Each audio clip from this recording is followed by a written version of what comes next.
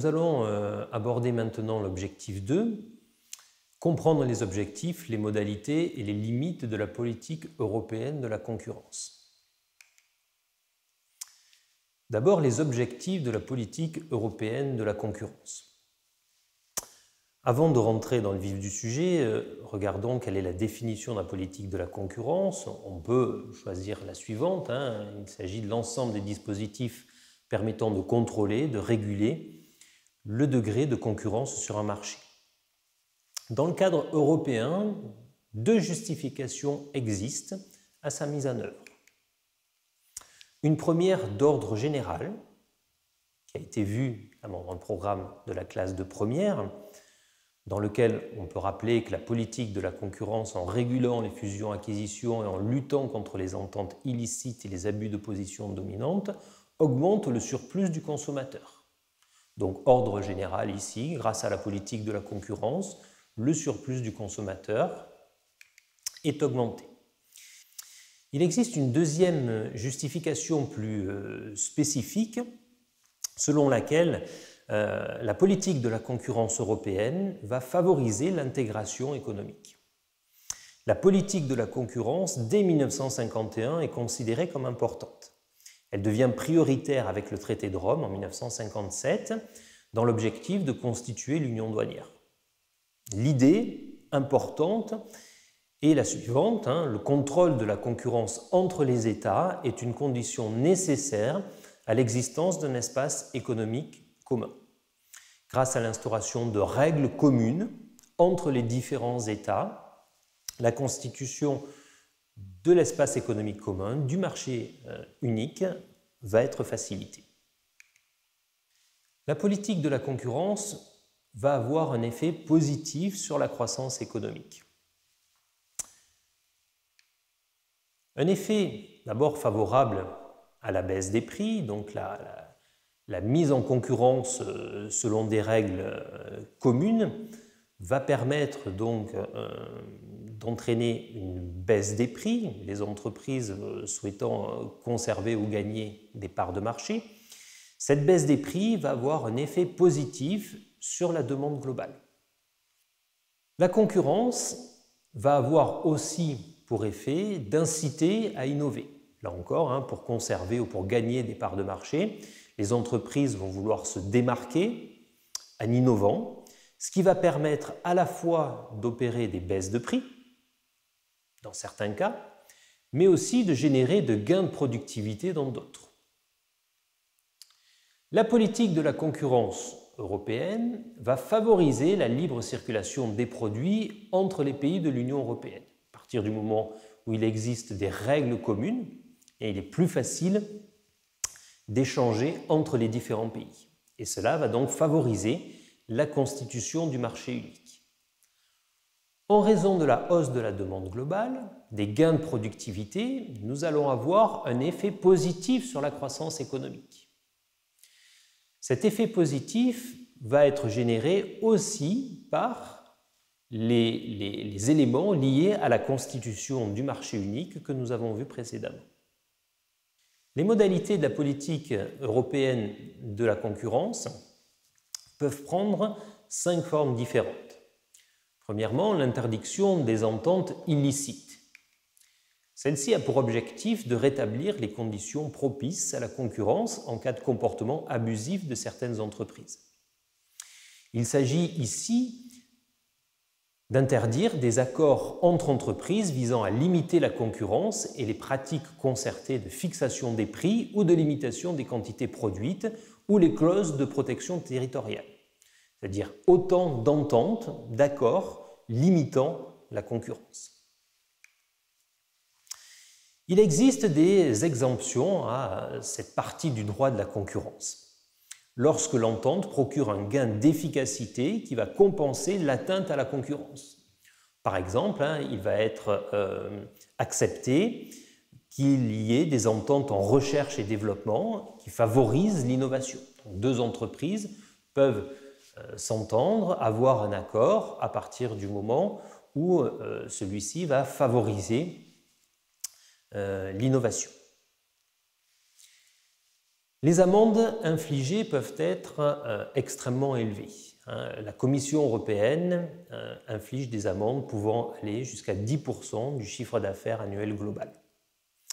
Il existe cependant des programmes de clémence qui vont consister à ne pas faire payer d'amende une entreprise membre de l'accord qui livrerait des informations sur cet accord. Les exemples sont multiples d'interdiction des ententes illicites. On pourrait citer celui sur les conserves de légumes qui a eu lieu pendant 13 ans, cette entente donc, qui a eu lieu pendant 13 ans, qui a mené à la condamnation de Bonduelle, de Coros et de Secab en 2019 par la Commission européenne, condamnation à une amende de 32 millions d'euros, sauf pour l'entreprise Bonduelle, qui a bénéficié d'un programme de clémence, puisque c'est elle-même qui a révélé l'entente. Une seconde modalité de la politique européenne de la concurrence va porter sur l'interdiction des abus de position dominante. Là encore, comme la précédente, il s'agit de rétablir les conditions propices à la concurrence, condamner les comportements abusifs. Mais dans ce cas précis, il va s'agir donc d'interdire des abus de position dominante. Il s'agit alors d'éviter des prix trop élevés, des prix artificiellement bas afin d'évincer la concurrence, d'éviter le refus de traiter avec certaines entreprises ou d'éviter la subordination de l'achat d'un produit à un autre produit. L'interdiction des ententes illicites, comme l'interdiction des abus de position dominante, relève du volet répressif du droit de la concurrence européen. On parle aussi de la politique antitrust pour ces deux premières modalités. Quand on parle de position dominante, il s'agit du pouvoir d'une entreprise de faire obstacle au maintien de la concurrence effective sur un marché. Précisons que ce qui est condamnable ici, condamnable et condamné, ce n'est pas la position dominante en elle-même, c'est le fait d'en abuser. On peut citer un exemple parmi de très très nombreux sur le marché des services transfrontières de paiement par carte. Par exemple, donc, Mastercard en 2019 a été condamné pour avoir augmenté artificiellement les coûts des paiements par carte au détriment des consommateurs et des commerçants de l'Union européenne. L'entreprise a été condamnée à payer 570 millions d'euros par la Commission européenne. Notons qu'en ce qui concerne les deux premiers volets de la politique européenne de la concurrence, la Commission européenne est compétente, mais pas toujours. Elle l'est pour traiter une affaire si les effets sur la concurrence existent dans plus de 3 pays de l'Union européenne. Sinon, ce sont les autorités nationales compétentes, donc propres à chaque pays, qui vont être saisies. La troisième modalité va porter sur le contrôle des opérations de concentration. Il va s'agir ici de contrôler les fusions de deux entreprises, la création d'une entreprise commune ou la prise de contrôle d'une entreprise par une autre, pouvant restreindre la concurrence. L'objectif ici est d'éviter la réalisation de comportements restreignant la concurrence sur le marché intérieur. Il s'agit ici d'un volet préventif, c'est-à-dire que la politique européenne de la concurrence ici va consister à anticiper une éventuelle restriction de concurrence à la suite d'une opération de concentration. Le moyen ici va être l'analyse par la Commission européenne des conséquences sur la taille des entreprises, leur part de marché, à la suite de l'opération de concentration. Un exemple récent et qui a fait beaucoup de bruit dans l'actualité est celui du projet de fusion entre Alstom et l'activité ferroviaire de Siemens, donc entreprises respectivement françaises et allemandes. La Commission européenne a mis son veto à la fusion de ces deux entreprises en 2019 au motif suivant.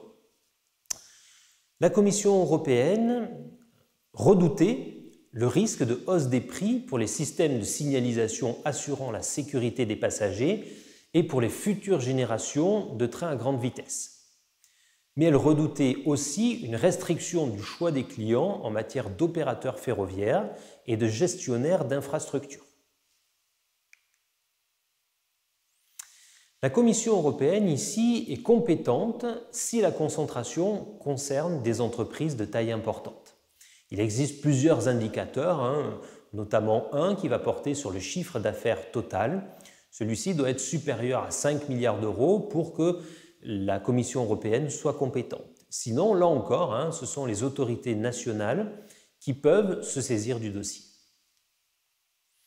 Une quatrième modalité de la politique européenne de la concurrence va consister à interdire les aides d'État. Il s'agit ici d'aides publiques qui peuvent engendrer des distorsions de concurrence en favorisant certaines entreprises ou certaines productions incompatibles avec l'existence d'un marché unique. Ces aides d'État peuvent prendre des formes qui sont extrêmement diverses. On pourra citer notamment des prêts à taux faibles, des subventions, des investissements publics, des avantages fiscaux favorables donc à certaines entreprises. Notons que les États doivent obligatoirement notifier à la Commission européenne toutes les aides prévues, à condition que ces aides soient sélectives, c'est-à-dire qu'elles concernent une partie des entreprises et non pas la totalité des entreprises, qu'elles soient supérieures à 200 000 euros sur 3 ans et qu'elles engagent les finances publiques. L'objectif ici est d'éviter que les aides d'État aux entreprises, qu'elles soient publiques ou qu'elles soient privées, affectent la concurrence sur le marché unique. Notons cependant que le soutien public est accepté si des régions désavantagées peuvent bénéficier de ce soutien public et donc de cette promotion. S'il s'agit d'aides aux petites et moyennes entreprises, d'aide à la recherche et développement, à la protection de l'environnement, à la formation, à l'emploi ou à la culture. Notons aussi qu'en cas de graves perturbations économiques, par exemple en période de crise, le soutien public peut être beaucoup plus facilement accepté. On pourra citer, par exemple, le traitement fiscal préférentiel d'Apple réalisé par l'Irlande, qui a été condamné par la Commission européenne, qui a demandé donc à l'Irlande de réclamer 13 milliards d'euros d'impôts à Apple. Ces 13 milliards d'euros d'impôts, Apple aurait dû les payer et la Commission estime qu'elle ne les a pas payés. Pour le moment, l'affaire n'est pas totalement conclue. On peut citer plus récemment l'aide accordée à Air France à la suite de la crise liée à la Covid-19. Il s'agit là d'un cas de grave perturbation économique permettant donc à l'État de venir en aide à l'entreprise Air France en lui fournissant 4 milliards d'euros en 2021. En contrepartie de cette restriction de concurrence, qu'on pourrait assimiler à une restriction de concurrence, Air France a été obligé de céder 18 créneaux de vol au départ de l'aéroport d'Orly.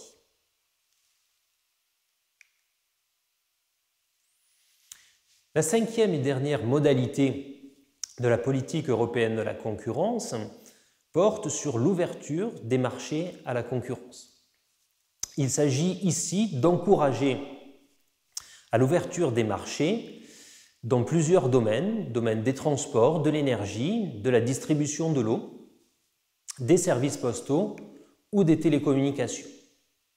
Cette modalité est du ressort de la Commission européenne. L'objectif est de développer la concurrence dans des domaines qui ont été souvent sous le contrôle d'entreprises en monopole appartenant à l'État.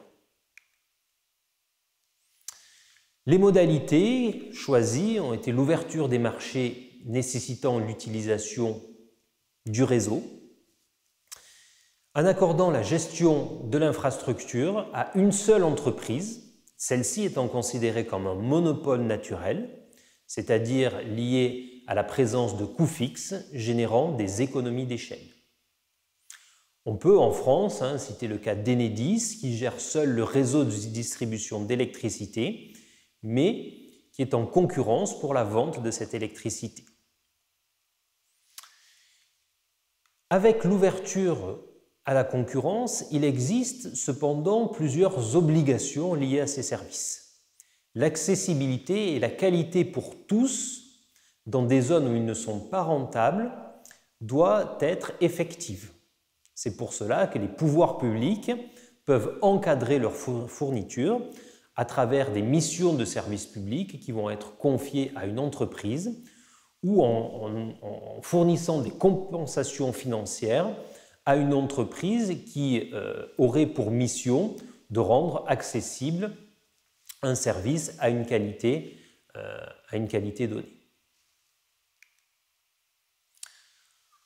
Notons que l'ouverture à la concurrence n'implique pas une privatisation des entreprises publiques, simplement une ouverture à la concurrence.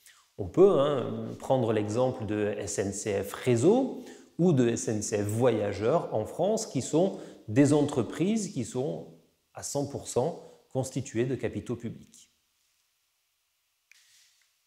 La politique européenne de la concurrence présente cependant un certain nombre de limites. Notons tout d'abord que les études empiriques concluent quand même à un effet positif de ces politiques sur l'investissement, la productivité et le pouvoir d'achat. Ces limites sont de deux ordres. Tout d'abord d'un ordre général, lié aux limites propres à toute politique de la concurrence, et d'un ordre plus spécifique au cadre européen. Notons que les limites le plus souvent mises en avant portent sur le contrôle des concentrations, les aides d'État et l'ouverture des marchés à la concurrence. Les règles antitrust font peu l'objet de débats. Commençons par quelques limites d'ordre général. Rapidement, on peut rappeler que la concurrence n'est pas souhaitable lorsqu'elle induit une duplication des coûts.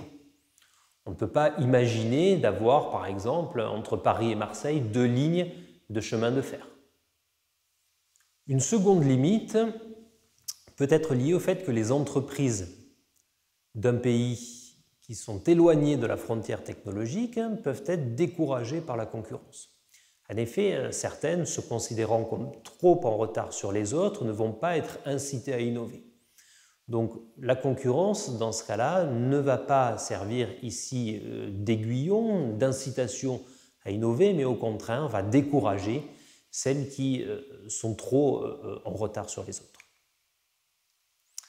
Une autre limite tient à l'information imparfaite à disposition des autorités de la concurrence. Délimiter le marché, calculer des parts de marché peut être difficile. Savoir où mettre la frontière entre deux marchés peut être assez compliqué. On peut aussi noter des difficultés à mettre en lumière les pratiques anticoncurrentielles des entreprises qui, évidemment, essayent de les cacher.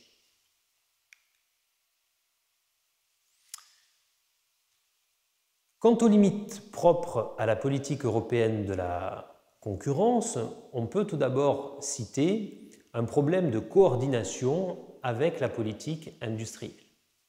La politique industrielle consiste en une intervention des pouvoirs publics qui va orienter la spécialisation sectorielle ou technologique d'une économie afin d'améliorer la compétitivité des entreprises.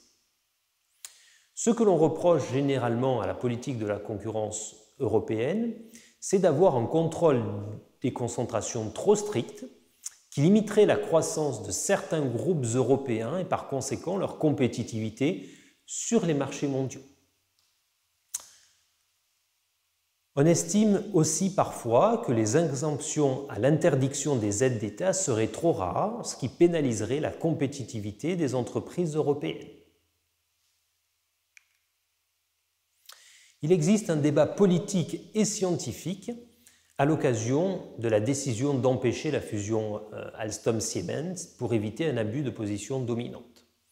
Ce débat n'est pas nouveau. Traditionnellement, la France a une position assez critique envers les refus de concentration. Le débat scientifique se fonde sur l'idée que les décisions,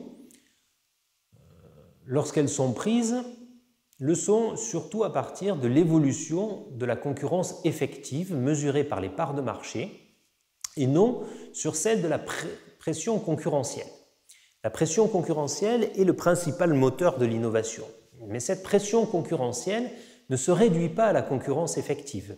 Elle dépend aussi de la concurrence potentielle, c'est-à-dire des entreprises qui ne sont pas sur le marché, mais qui pourraient potentiellement y entrer. Dans ce cas-là, la concurrence est acceptable si la pression concurrentielle ne diminue pas.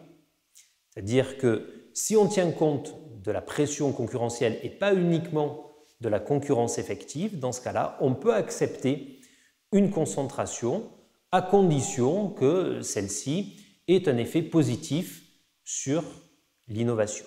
Et pour cela, il faut limiter les barrières à l'entrée du marché.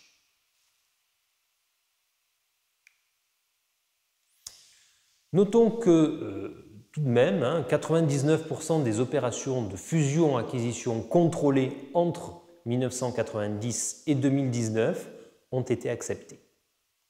Donc le refus est quand même extrêmement rare. Mais lorsqu'il l'est, comme nous venons de le voir, il peut mener à un certain nombre de débats, à la fois politiques mais aussi scientifiques. Une autre limite de la politique européenne de la concurrence tient à la réponse insuffisante aux enjeux liés à l'économie numérique.